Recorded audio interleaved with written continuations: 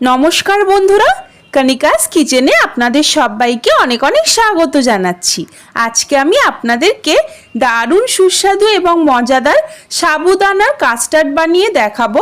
Fruit custard আমরা সকলেই বাড়িতে বানিয়ে থাকি, তবে এই সাবুদানার কাস্টার্ডটা খেতে কিন্তু একদমই আলাদা আর দারুণ সুস্বাদু হয়, বানানো খুবই সহজ।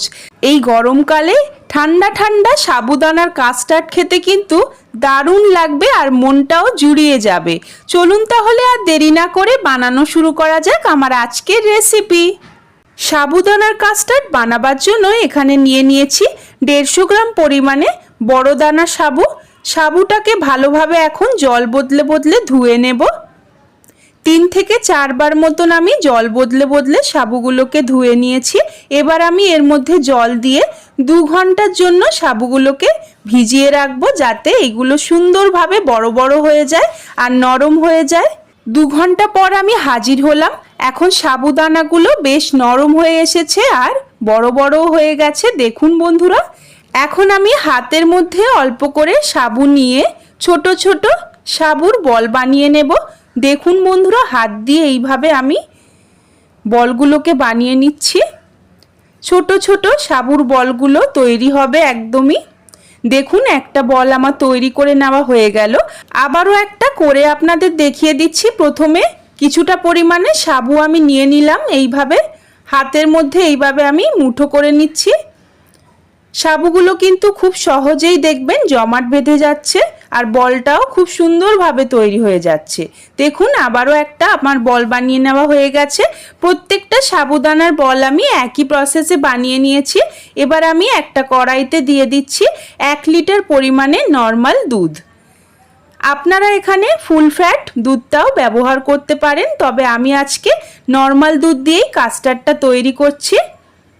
সম্পূর্ণ দুধটা আমি কড়াইতে নিয়ে নিয়েছি। দুধটা হালকা একটু গরম হয়ে এলেই আমি এখানে নিয়ে নিচ্ছি 4 হাতা পরিমাণে উষ্ণ গরম দুধ। এর মধ্যে আমি কাস্টার্ড পাউডার মেশাবো, তার জন্যই আমি উষ্ণ গরম দুধ নিচ্ছি। দুধ কিন্তু অবশ্যই উষ্ণ গরম নিতে হবে।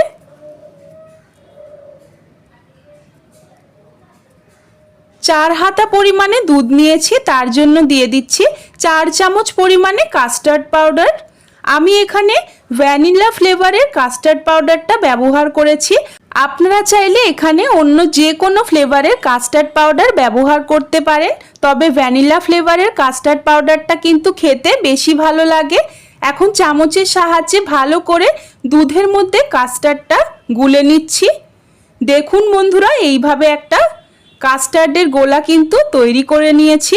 দুধটা কিন্তু এখন বেশ গরম হয়ে এসেছে। এখন এর মধ্যে দিয়ে দিচ্ছি 200 গ্রাম পরিমাণে চিনি।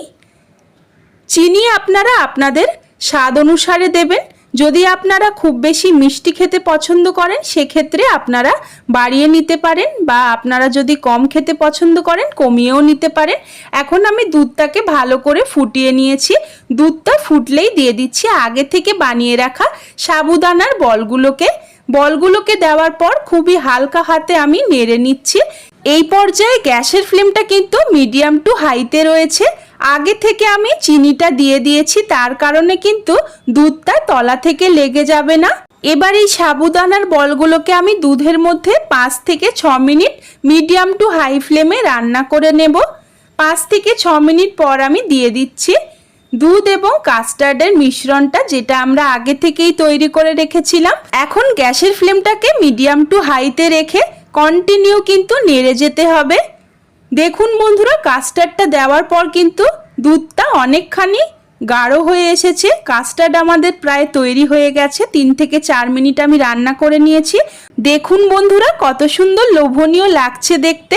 গ্যাসের ফ্লেমটাকে অফ করে দিয়ে এবার আমি কাস্টার্ডটাকে নামিয়ে নিচ্ছি। এই গরমকালে এই ঠান্ডা ঠান্ডা সাবুদানার কাস্টার্ড খেতে কিন্তু ভীষণই ভালো লাগবে।